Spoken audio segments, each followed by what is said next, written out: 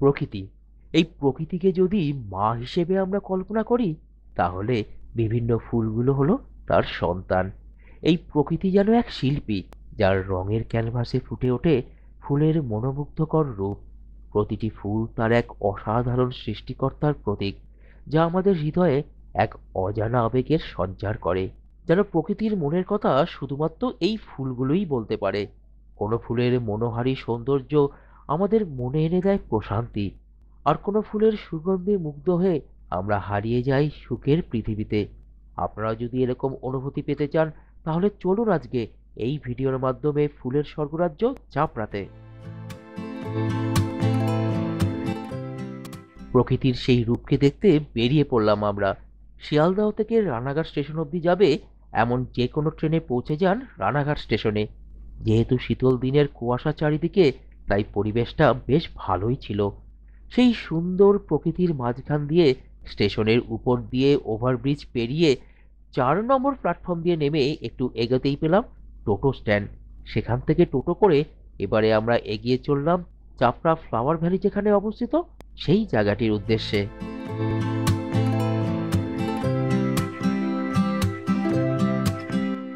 আজকে আমরা ছাড়াও আমাদের সাথে ছিল অমৃতা, ও একজন ভালো প্রফেশনাল ফটোগ্রাফার। আমরা সকলেই জানি যে প্রকৃতি কারোর সাথেই ভেদাভেদ করে না। আমরা সেটাই লক্ষ্য করলাম। প্রকৃতির সেই অপূর্ব সুন্দর জায়গাতে যাওয়ার রাস্তা এবং সেই রাস্তার দুই পাশের সৌন্দর্য দেখতে দেখতে, এই রাস্তা ধরে রাস্তার দুই পাশের প্রকৃতিকে দেখতে দেখতে এগিয়ে চললাম টোটো করে। এখানে বলে রাখি, কিভাবে এখানে আসবেন তার সব তথ্য আমি ডেসক্রিপশন বক্সে দিয়ে দেবো।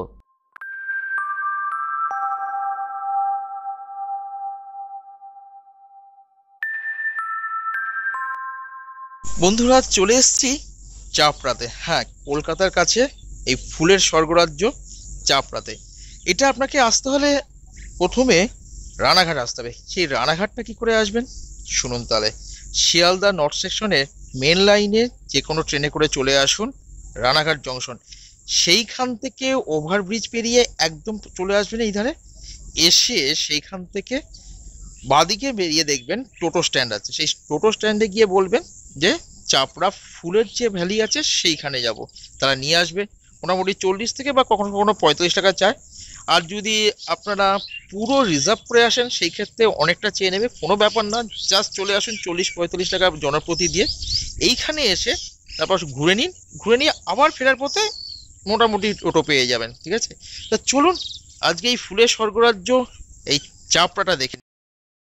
চাষের মাটির একটা সুন্দর গন্ধ আছে, আর সেই চাষের জমি যদি ফুলের চাষের জন্য ব্যবহৃত হয়, তাহলে সেই পরিবেশের সুগন্ধ ও সৌন্দর্য থেকে নিজেকে দূরে সরিয়ে রাখা যায় না। আমরাও এবারে এগিয়ে গেলাম সেই অনুভূতি গ্রহণের জন্য।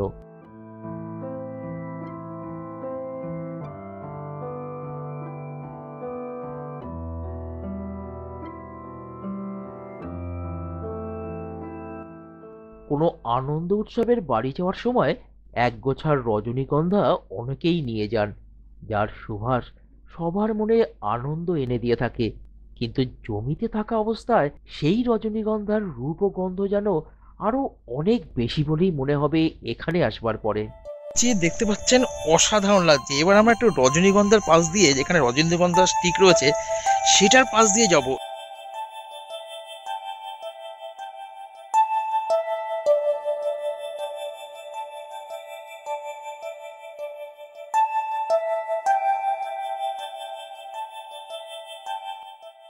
এই সুন্দর পরিবেশের মাঝে আপনাদের বৌদি এবং অমৃতা, তারা দুজনেই ছবি তুলতে ব্যস্ত হয়ে পড়ল।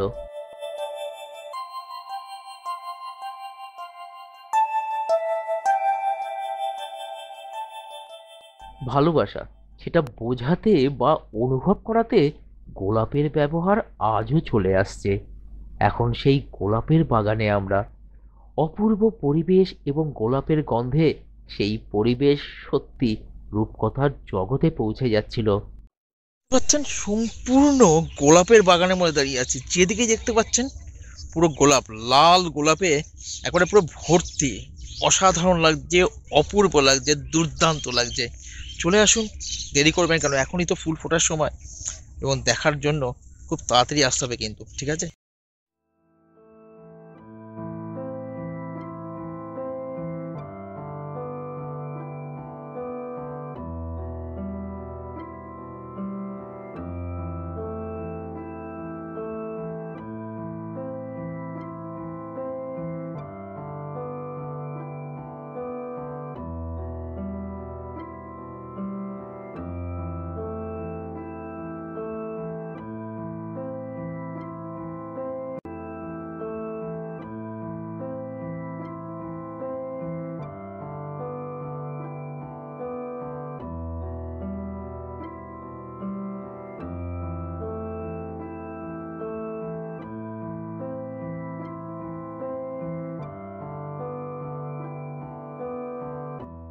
সুন্দর প্রকৃতিকে সকলেই ভালোবাসে, এমনকি সেই প্রকৃতিরই অঙ্গ বাতাস নিজেও সুন্দর প্রকৃতির মাঝে সমস্ত ফুল গাছকে আলিঙ্গন করতে তাদের উপর দিয়ে বয়ে চলল।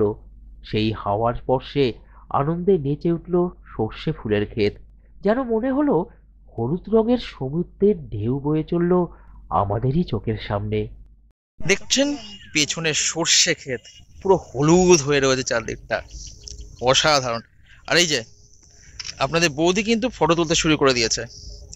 আমাদের কেমন লাগছে সেটা অবশ্যই জানাবেন, আর এই জায়গাটা কেমন লাগছে সেটাও জানাবেন, ঠিক আছে? আর এরকম জায়গা যদি দেখতে হয়, খুব তাড়াতাড়ি আমরা আরও এরকম ভিডিও নিয়ে আসছি। তাই কি করবেন, চ্যানেলটাকে একটু সাবস্ক্রাইব করুন, আর সাথে থাকুন, আর শেয়ার করে দিন আপনাদের প্রিয় মানুষদের কাছে, ঠিক আছে? চলুন, বাকি আরও অনেক কিছু আছে, দেখে নেওয়া যাক।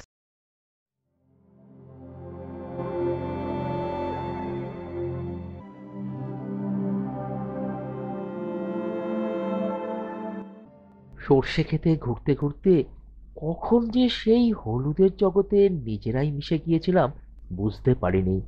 মনে হচ্ছিল আমরা যেন আরো আরো হারিয়ে যাই এই সৌন্দর্যের মাঝে।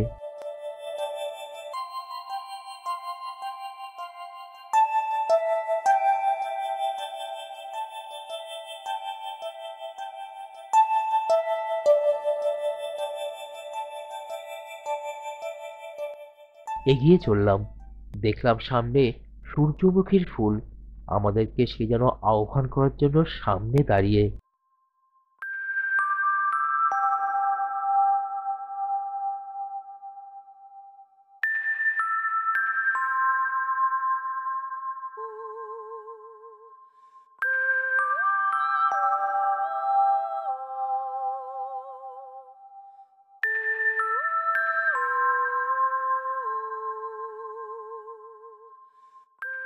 বাগানটা ঘুরে দেখছি, অসাধারণ লাগছে। এবার এইখান থেকে সামনের দিকে আরেকটা মাঠে যাচ্ছি, সেখানেও অনেক ফুল আছে, চন্দ্রমল্লিকা আছে। ওখানে শুনেছি যে আপনার হলুদ রঙের চন্দ্রমল্লিকাও পাওয়া যায়, দেখি সেখানে কিছু দেখা যায়। আর তাছাড়া এখানে ফুল বিক্রি হচ্ছে, এখানকার চাষিরা ফুলগুলোকে সাজিয়ে নিয়ে করছে, সেটাও একবার দেখবো, ঠিক আছে? চলুন তাহলে সেই জায়গাটা যাওয়া যাক।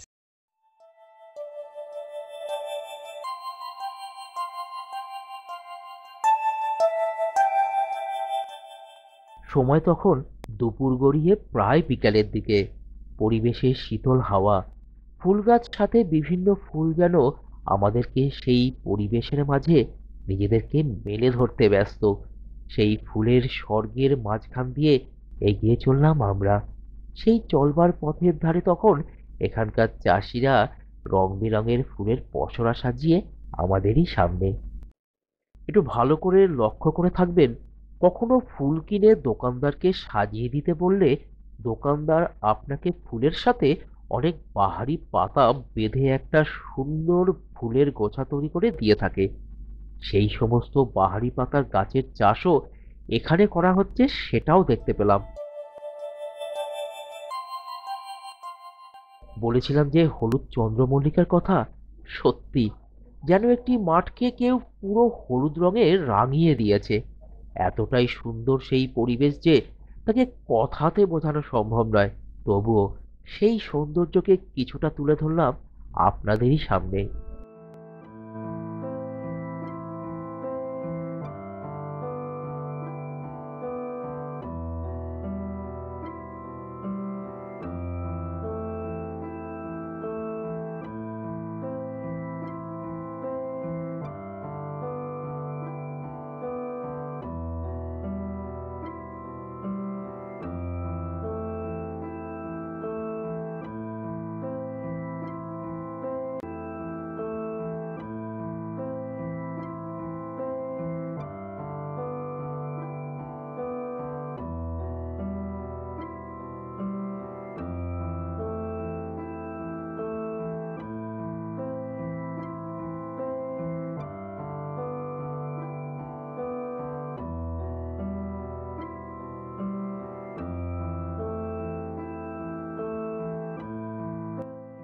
বিভিন্ন ফুল গাছ দেখতে দেখতে হঠাৎই দেখতে পেলাম লাল রঙের চন্দ্রমল্লিকা। সত্যি, হলুদ সাথে লাল চন্দ্রমল্লিকা মন্ত্রমুগ্ধের মতন করে আমাদেরকে তার দিকে আকৃষ্ট করলো।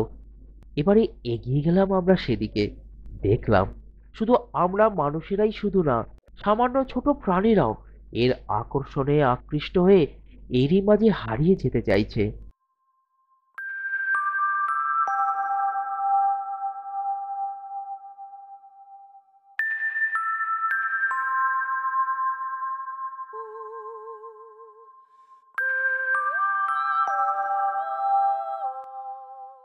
সময় গড়িয়ে চলছিল তার আপন নিয়ম অনুসারে। শহরের কোলাহল ও ইট পাথরের জঙ্গল ছেড়ে কিছুটা সময়ের জন্য এই প্রকৃতির জঙ্গলে ঘুরতে আসবার আনন্দই আলাদা। মনের সকল কষ্ট দুঃখকে সরিয়ে রেখে নিজেকে চাঙ্গা করবার জন্য এরকম পরিবেশ সত্যি দরকার আমাদের জীবনে। কেমন দেখলেন আমাদের এই চাপড়া ভ্রমণ? আশা করি ভালো লেগেছে, এবং খুব তাড়াতাড়ি এরকম আরো জায়গার ভিডিও নিয়ে আসছি আপনাদের এই চ্যানেলে, তাই দেখতে থাকুন আর সাথে থাকুন সৌমেন উইথ মাদার এই চ্যানেলটির সাথে। আর আমাদের একটি ফেসবুক পেজও আছে, যেটা সম্বন্ধে ম্যাডাম বলবে আপনাদের। সেটার নাম সৌমেন উইথ মাদার, এবং আমি অবশ্যই চাইবো সেটা আপনারা একটু ফলো করে দেবেন, লাইক করে দেবেন এবং শেয়ার করে দেবেন নিজের প্রিয়জনদের মধ্যে। তাই ঠিক আছে, তা খুব তাড়াতাড়ি ফিরে আসছি এরকম কোনো ভিডিও নিয়ে আগামী পর্বে। সাথে থাকুন আমাদের।